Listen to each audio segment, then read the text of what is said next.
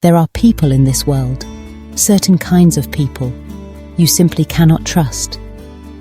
And the older we get, the more dangerous it becomes to forget that. Because misplaced kindness isn't a virtue, it can be fatal. It's like handing someone your last glass of water in the middle of the desert. It might look noble, but if you don't make it through the journey, the sacrifice means nothing. Here's a truth many don't want to face, especially later in life. Kindness isn't automatically good, not when it's poured into the hands of people who will twist it against you. Not when it's given to those who've already shown they don't deserve it. Think about what you've carried through the years. You've worked. You've raised families. You've said goodbye to friends. You've endured loss. You've already given more than enough. And now, more than anything, you've earned peace. But peace doesn't come easy. It has to be guarded. Protecting it requires knowing who to keep out. An 81-year-old man once told me his story. After his wife passed, he met a woman who seemed kind, supportive. She told him she was just there to listen. At first, she asked for small favors. Then she asked for money. Eventually, she wanted a key to his home. He said, "I wanted so badly to believe she was genuine. I was lonely. That's how it happens. Not because you're foolish, not because you're blind, but because you're decent. Because you want to keep believing in people, and you should, but not in everyone." And that's the danger. Kindness without boundaries. Goodness without discernment. So now, let's talk about 7 kinds of people you must never trust and never hand your kindness to. If this resonates with you, stay with me until the end. And don't forget to like this video, share it with someone who needs to hear it, and subscribe for more wisdom you won't find anywhere else. Number 1. Those who weaponize your guilt. This one matters because guilt can be one of the sharpest tools used against older adults. You've lived decades. You've raised kids, worked hard, made sacrifices, and yes, made mistakes too. Maybe you weren't the perfect parent. Maybe there are choices you wish you could undo. Manipulators, especially those closest to you, know exactly how to twist that guilt until it feels like chains. They'll say, "You owe me," or "You weren't there when I needed you, so now you have to make it right." And before you know it, you're handing over your pension to a child who only shows up when they want cash, or you're babysitting grandchildren every single day when your body is crying out for rest. That's not love. That's punishment. And it will bleed the last good years out of your life if you let it. You don't have to pay for the past with your present. Yes, make amends where it matters, but don't live as a prisoner to guilt. You don't owe anyone your joy. Number 2, the perpetual victim. These people are professional emotional thieves. In their story, nothing is ever their fault. They're always wounded, always wronged, always in need. And they'll make you believe you're the missing piece. That if you just gave more, cared more, sacrificed more, they'd finally be okay. But here's the truth. They don't want healing. They don't want to change. They want attention. They want to keep you orbiting their misery, trapped in the gravity of their chaos. You'll start thinking, what kind of person would I be if I turned away from someone in pain? And the answer is simple, a wise one. You're not abandoning them. You're refusing to be consumed. Number 3, those who trample your boundaries. By now, you've earned the right to peace, the right to space, the right to say, "No, I don't want visitors this weekend," or "No, I'm not lending money again." But manipulators don't respect that. They'll laugh at your limits. They'll sneer, "You're too sensitive," or guilt trip you with, "Don't be selfish, and the cruelest one of all, but I'm family. What they really mean is, I don't care about your well-being. I care about what I can get from you. Boundaries aren't selfish. They're survival. They're the guardrails that keep your life safe.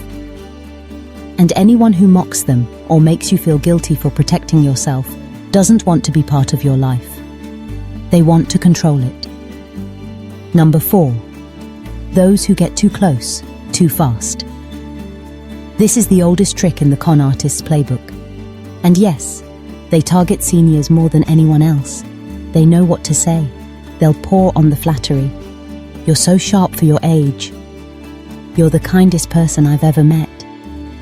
I feel like we've known each other forever. And it feels good to hear those things, especially when you're lonely. But real trust, real connection, it's not instant. It doesn't show up overnight. It grows over time, watered by consistency, not charm. When someone tries to rush intimacy, when they push their way into your time, your energy, your trust, or your money without earning it, that's your warning sign. Pull back, protect yourself. Because kindness without caution isn't kindness at all. It's exposure. It's leaving yourself unguarded in a world that doesn't always mean you well. If these words touched your heart and sparked inspiration within you, leave a 3 in the comments to let it shine. If they did not, leave a 0 in quiet honesty. Every thought you share is a gift. Thank you for giving us a moment of your precious time. Number 5. Be wary of those who never apologize. Here's the truth. Someone who can't admit when they're wrong cannot truly love you.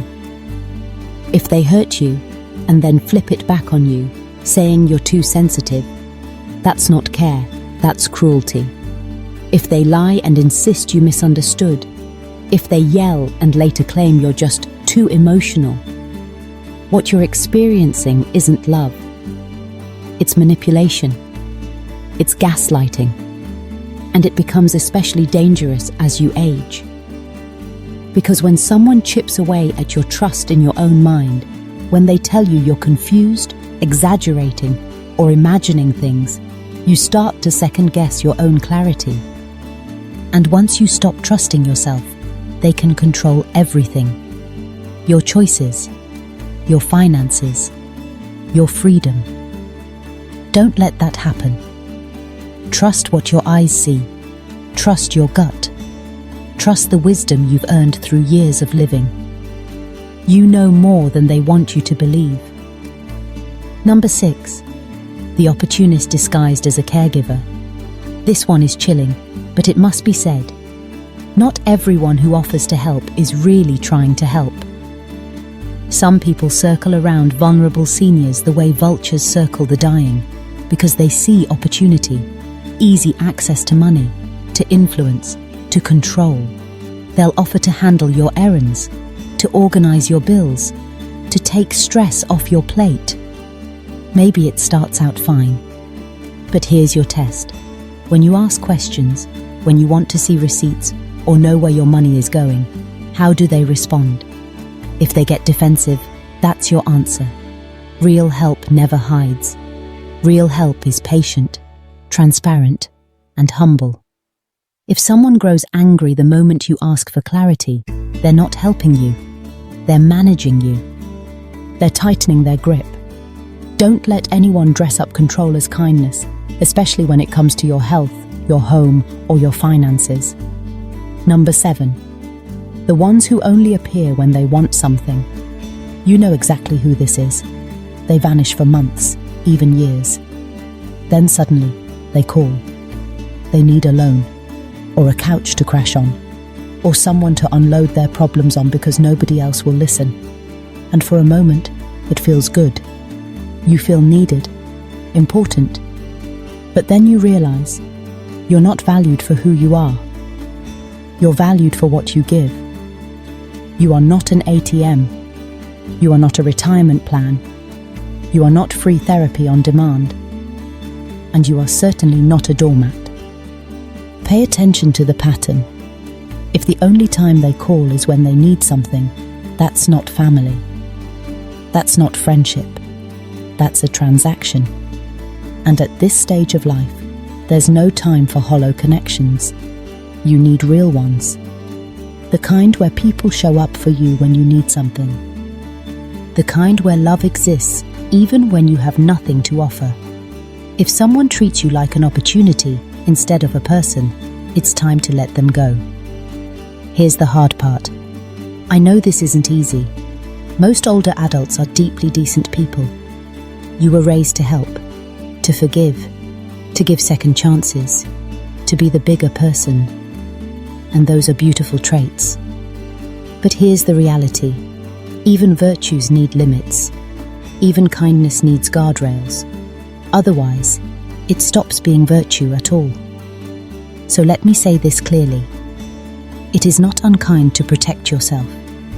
It is not selfish to say no. It is not cruel to remove toxic people from your life. In fact, it may be the wisest, bravest, most loving act you ever choose. Because you've earned the right to peace. You've earned the right to stand tall and say, I matter, my time matters, my heart matters, and I will not waste them on people who refuse to see that. That's not just survival, that's dignity. And it's yours. When you finally let go of toxic people, you don't just remove pain, you make room for joy. It's as if by closing one door, you open another, one that leads to relationships filled with warmth, laughter, and trust. Healthy connections don't drain you. They replenish you. And the older you get, the more valuable that kind of nourishment becomes. Think about the difference. A toxic relationship leaves you second-guessing, exhausted, and lonely, even in someone else's presence. A healthy one leaves you lighter. Imagine going for a simple walk with a close friend. The air is crisp, the conversation flows easily, and you realize you don't have to perform. You're accepted exactly as you are. Or picture a short phone call from someone who genuinely cares. They don't want money, they don't want favors, they just want to hear your voice. That kind of connection is rare, and it's worth everything. Moreover, when you surround yourself with people who lift you up, you're reminded of who you really are. They don't see you as a resource to be used. They see you as a soul to be cherished. These are the relationships that heal, not harm. They're the reason you feel hopeful again, even after seasons of loss. But there's another part of the equation: caring for yourself. Too often we forget that self-care is not selfish, it's essential. Your body, your mind, your spirit, they've carried you through decades of storms. Don't they deserve tending? Maintaining your health is not about vanity. It's about honoring the gift of time you still have. Think about it this way. You wouldn't drive a car for 50 years without giving it oil changes, tune-ups, or new tires. Why treat your body with less respect? Start with the small things. Go for a walk in the morning when the world is still quiet. Plant a garden and watch life grow in your hands. Read a book that sparks your imagination. Or simply sit in silence and breathe. Meditation doesn't require incense or complicated rituals. It just requires presence. These acts might seem small, but they add up. They remind you that life is not about enduring, it's about savoring. And once you begin caring for yourself, you naturally start to ask, what gives my days meaning? This is where purpose comes in. Purpose isn't reserved for the young. Passion doesn't have an expiration date. In fact, many people discover their deepest joys later in life because they finally have the time and courage to pursue them. Maybe for you it's painting or writing or playing music. Maybe it's joining a local community group or volunteering where your wisdom makes a difference. Or maybe it's something as simple as baking bread and sharing it with a neighbor. These aren't just hobbies. They're pathways to feeling alive. They're ways to remind yourself that you're not done yet, not by a long shot. And here's the truth. When you live with purpose, your age becomes irrelevant. The spark in your eyes, the energy in your words, the creativity in your hands, that's what people notice. You stop being defined by the number of years you've lived and start being defined by the life still flowing through you. So, let toxic people go. Release them without regret. In their place, cultivate the friendships and family ties that give back, not just take. Care for yourself as though your body and mind are treasures, because they are. And choose every single day to live with passion. Because joy doesn't come from things. It doesn't even come from time. It comes from the quality of your relationships, the way you treat yourself, and the fire you choose to keep burning. That's the secret to aging with grace. That's the key to not just existing, but truly living. As we come to the end of this message, I want you to carry one simple truth with you. Joy is not complicated. It lives in the people who love you, in the way you care for yourself, and in the passions that keep your spirit alive. Letting go of toxic relationships isn't about bitterness. It's about creating space for the connections that truly matter. When you choose to release those who drain you, you open your life to the ones who lift you. And that choice can change everything. Remember, self-care is not selfish. Taking a walk, enjoying a book, planting a seed, or sitting in silence with your thoughts. These are not luxuries. They are necessities. They remind you that life, even in its later seasons, is still rich with meaning. When you give yourself that attention, you are better able to give to others in ways that are healthy and real. And don't forget purpose. Passion doesn't fade with age, it deepens. Whether it's painting, writing, gardening, or helping in your community, living with intention fills your days with vitality. It gives you something to look forward to and something worth leaving behind. So today, choose joy, choose peace, choose to protect your heart and honor the years you've worked so hard to earn. If this message touched you, don't keep it to yourself. Like this video to let me know it resonated. Share it with someone who might need the reminder that life can still be beautiful. And subscribe to this channel so you never miss the next conversation about living fully, aging gracefully, and embracing the wisdom you've worked a lifetime to earn. Together, let's keep this spark alive.